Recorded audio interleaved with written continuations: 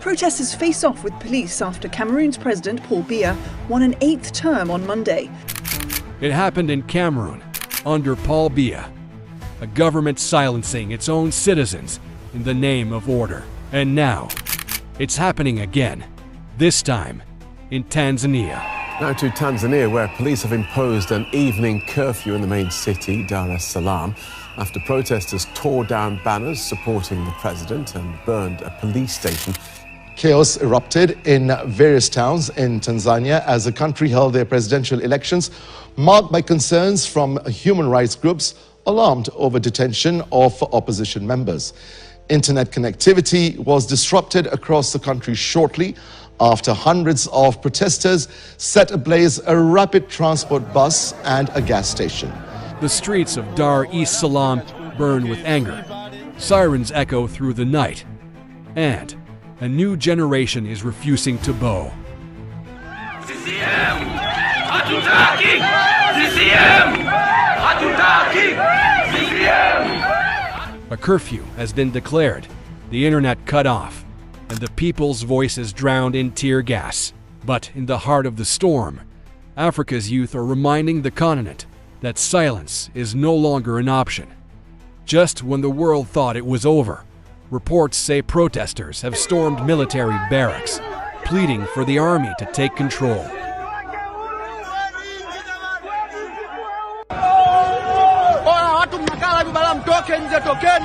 In what was meant to be a moment of democracy, Tanzania has found itself repeating the mistakes of others. Just like Cameroon, under Biya's iron rule, the government faces its own people, not with dialogue, but with force. President Samia Suluhu Hassan, once celebrated as a symbol of hope and reform, now stands accused of walking the same path of repression. A nation watches in fear, while the rest of Africa asks, is this the beginning of another long reign built on fear? Welcome to the African Discovery, where we uncover Africa's untold stories and explore the deeper meaning behind today's biggest events.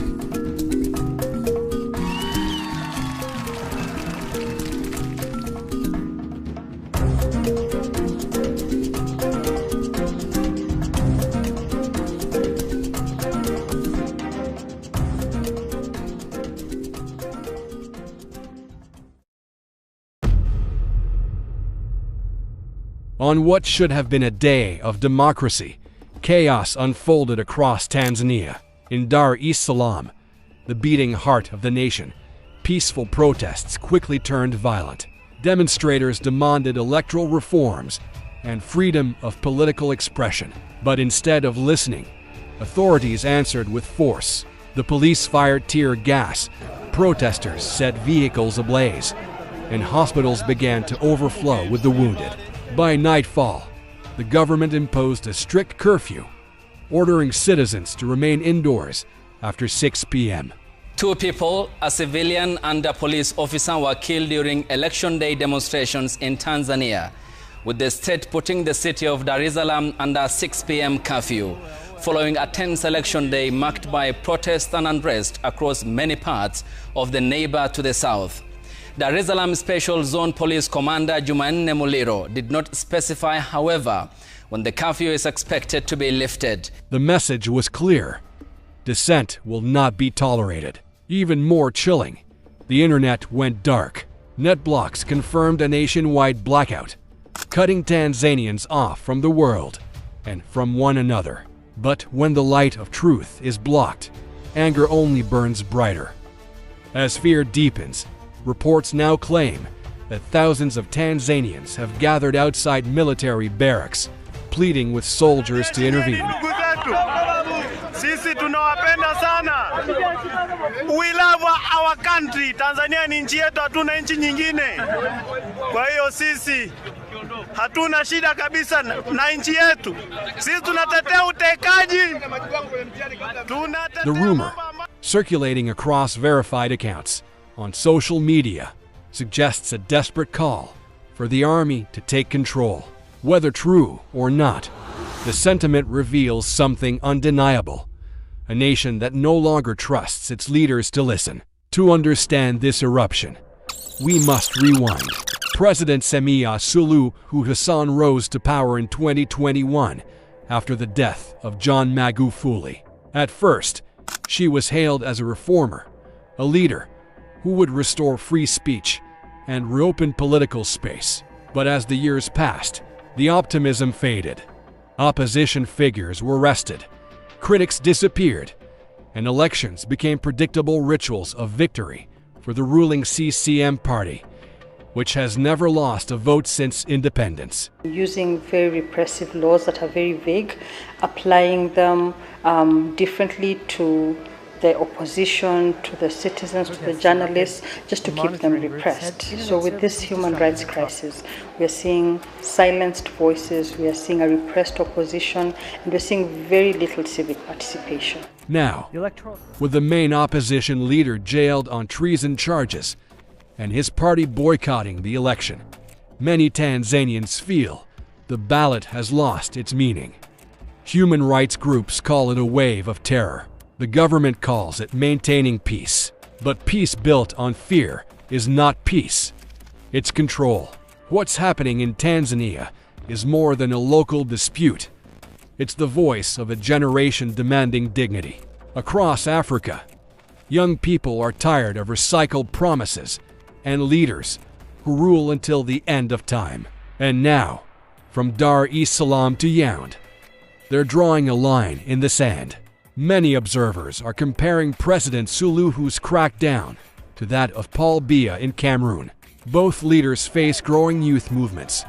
Both rely on security forces to silence protest. And both stand accused of betraying the ideals they once swore to protect. The only difference, this time, it's a woman leading the charge. And that makes it even more shocking. Is President Suluhu following the footsteps of Paul Biya? Or is she trying to prove that repression has no gender? Either way, the result is the same: silence, fear, and resistance. Tonight, Dar es Salaam is under curfew. Shops are shuttered, roads deserted, and the air heavy with uncertainty. In the border town of Tunduma and the city of Mbeya, demonstrations have spread. Small flames of defiance flickering across the nation. Tanzanian youth say they will not back down. We are tired, one protester told the BBC. We just want an independent electoral commission, so every Tanzanian can choose the leader they want. The government insists the election was free and fair, but fairness cannot live where freedom is dead. This is not an isolated storm.